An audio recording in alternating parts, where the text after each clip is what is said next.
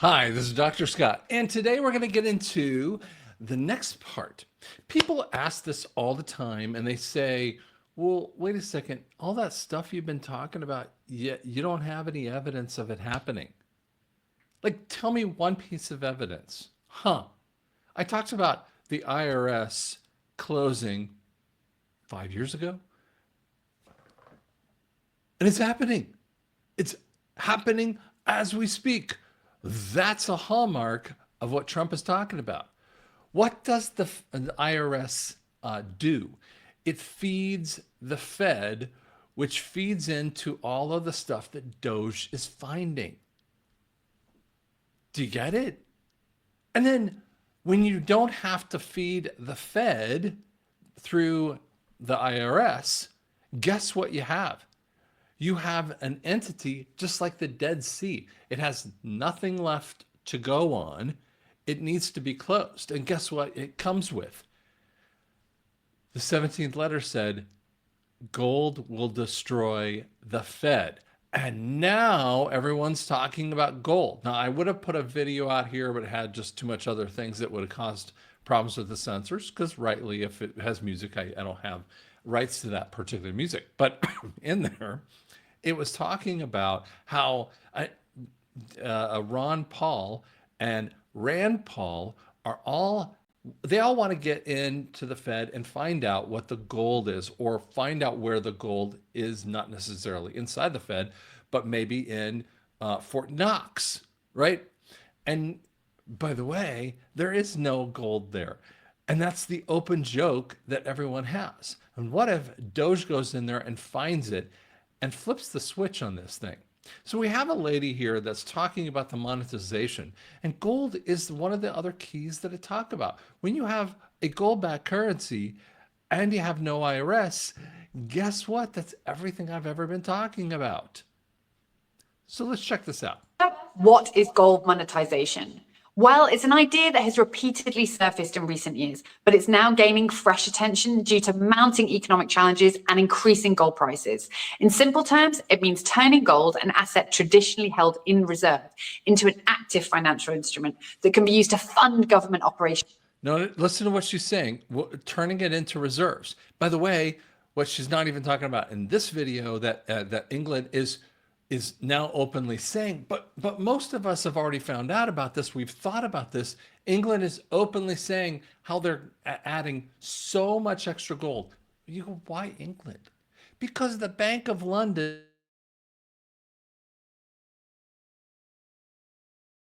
and the Fed is right behind it with that too. Settle debt or stabilize the economy.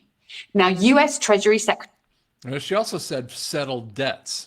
Very important. Secretary Scott Bessent has recently floated the idea of monetizing the asset side of the US balance sheet. And what this means is leveraging existing government-owned assets, most notably the supposed 8,100 metric tons of US gold reserves, to inject liquidity into the economy. So how could this be achieved? Well, there are several possible methods. One approach is revaluing US gold holdings, a move that would raise the book value of gold from its outdated official price of $42 per ounce. Yes, it is still valued at that price, despite trading at over $2,900 per ounce, to reflect its true market value. Now, such an adjustment would instantly unlock trillions of dollars in paper wealth, significantly strengthening the government's financial position and creating new fiscal options. Wait a second. It would add trillions of dollars of liquidity? Yes. That's how you actually pay for things without having the IRS. Guys, this is the underpinning how we actually move into a gold-backed currency and do all the things I've been talking about all along. That integrate that gold directly into the monetary system. By leveraging gold in this way, the US could introduce alternative funding sources without resorting to additional money printing or increasing its reliance on traditional debt markets. Why does the US want to monetize gold? Well, the push to monetize gold isn't happening in a vacuum. It's a response to some of the most pressing financial economic challenges that the world has ever faced. The most obvious factor, the US's national debt. With an on-balance sheet debt of over $36 trillion and rising, US debt has reached levels where repayment just seems increasingly implausible under the current system. And this is just the on-balance sheet debt, let alone the unfunded future liabilities, which are set to be around $80 trillion in the government years.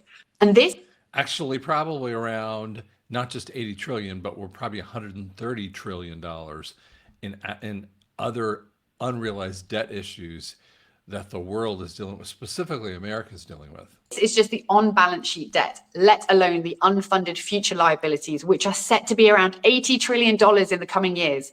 Government spending outpaces revenue, and traditional solutions, raising taxes or cutting spending, are just politically unfeasible unless the erosion of trust in fiat currency is just a major issue. The US dollar's purchasing power has fallen by at least 97% in the last 100 years, and its status as the world's reserve currency is being challenged by BRICS nations and central bank digital currencies in a concerted effort to wean the world away from the US dollar domination. The Enbridge project being the most exciting effort here. And gold, universally recognized and finite, could act as a counterweight to this trend, reinforcing the dollar's credibility by giving it a tangible asset base. If the US were to officially revalue gold, the effects would be immediate and far-reaching. The impact would depend on the degree of revaluation. If you were to revalue gold on the US balance sheet at just above the current spot price, let's say $2,900 an ounce, then this might just be a pretty smart move. It would inject an estimated $800 billion into the Treasury General account via a repurchase agreement. And this would reduce the need to issue as many new Treasury bonds and potentially ease short-term funding pressures for the US government. And while this would improve the US Treasury's balance sheet, it wouldn't be a game-changing move. However, that's not exactly Trump's style, is it? So let's consider the scenarios where gold is raised to $10,000, $50,000, or even $140,000 per ounce. So if we saw, let's say, a controlled revaluation, if the US opts for, let's say... And by the way, this is the kind of number I lean toward, but I know other people are not necessarily looking at that one. A conservative, measured approach, and it could be revalued somewhere between $5,000 and $10,000 per ounce. Well, this scenario would be designed to gradually stabilize the US balance sheet, giving the Treasury a stronger financial position while preventing major economic shocks. In all likelihood, the dollar would gain some confidence due to this tangible backing, and inflation might be moderated, but in a more aggressive move that would see gold being revalued to, say, $20,000 or up to $50,000 per ounce, this would drastically increase the value of those US reserves. This scenario could see gold being used as a key financial asset to absorb US debt, significantly reducing the Treasury's fiscal burdens. However, such a dramatic shift would send shockwaves through fiat currency markets, with many central banks scrambling to increase their own gold reserves to avoid devaluation. Yes, and that's why they all have been doing it. See, that's where she misses it. Inflation would rise significantly, but those holding gold and hard assets would experience enormous financial gains. This would mark a turning point in global monetary policy, forcing many economies to rethink their dependence on fiat systems. Of a shift toward a gold-backed system, there could be a flight from fiat currencies, exacerbating economic uncertainty. Ultimately, this US gold revaluation would not happen in a vacuum. It would trigger a chain reaction, forcing governments, central banks, and financial institutions worldwide to reassess their policies and adapt to the new monetary landscape. And maybe that's what they want. For the move toward gold monetization could also accelerate the de-dollarization trend. Countries seeking to escape dependence from the US dollar might turn to gold-backed trade agreements or seek alternative currency arrangements. Hence, NESARA, babies. That's exactly what it is. Further diminishing this American financial influence. But of course, not everyone would lose out. Investors and savers who hold physical gold and silver would likely see the greatest financial gains. Those who have positioned themselves ahead of this shift really could reap massive rewards as fiat wealth declines in relative value while gold-backed assets surge. But then again, does Trump really care about congressional approval? Is this just going to be yet another one of his executive orders? There's also the question of how global markets would react. If the US revalues gold significantly, it really could upend the international financial system, particularly if other countries respond by adjusting their own gold reserves or even shifting away from the US dollar. You see, that's the way to do it. When you flip into the gold reserve, utilizing the gold reserves that our country has, and the other countries also have too. All of the countries have a gold reserve. Why? How did that happen? Because that's exactly what I've been telling you all along. That's why it's taken so long for this thing to shift. Now, when you do that, whoosh, debt drops off the map, not just from a national kind of level, and we've talked about why, but it wipes out the debts that it actually has, taking away your need to have to pay for it. Secondly, debts, when we do this, we're going to have a legal possibility, a probability, of how to deal with the debts, because they are the cabal's debts, not our own. We are going to show crimes against humanity. You see, one of the things I've always had troubles with is, a criminal, why should we pay criminals? Should we pay the banks who are criminally liable in all the things that they do when they violate contracts every day? No.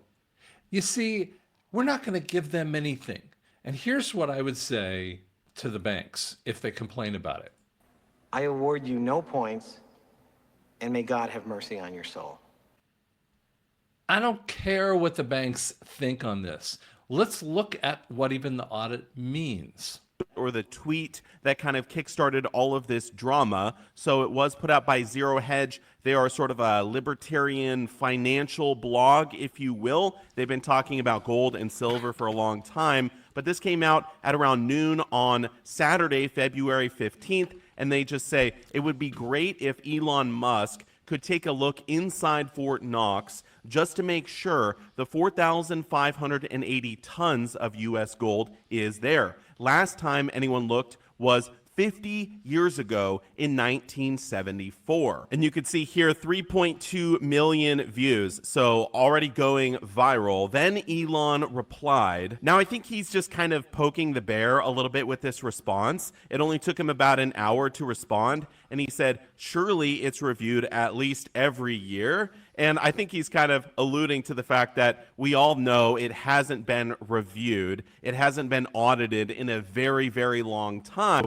We had this tweet from Rand Paul. So he's replying to Elon Musk, Elon saying, surely it's reviewed at least every year. Rand Paul says, nope, let's do it. So many of you know Rand Paul has been trying to audit Fort Knox for a very long time. Will he now be teaming up with Elon to actually get this audit going? Later that day, we see different news outlets start to pick up the story. We have the headline from this article here: Elon Musk encouraged to crack open Fort Knox and audit the 425 billion gold reserves inside, and Rand Paul wants to help. And here's another article: Doge prepares gold reserve audit after top. Think about this for a second. On top of Elon going to USAID that carries upwards around $800 billion of its issue, and most of it was fraudulent. Then he goes over Department of Education, and Maxine, or Mad Max Waters, goes off and has a little hissy fit like a senior at, looking for the punch bowl kind of thing. And she's, with a gentleman out front who has a Band-Aid on the side of his neck. How do you get that one? That's interesting.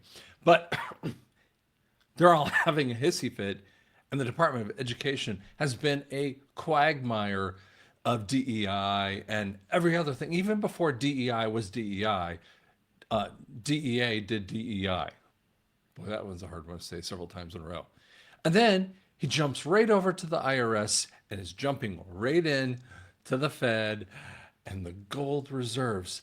Boys and girls, that's how you kick it. And this is what happens. This is how I look at this. We're going to see Trump do this. Hey, Phil?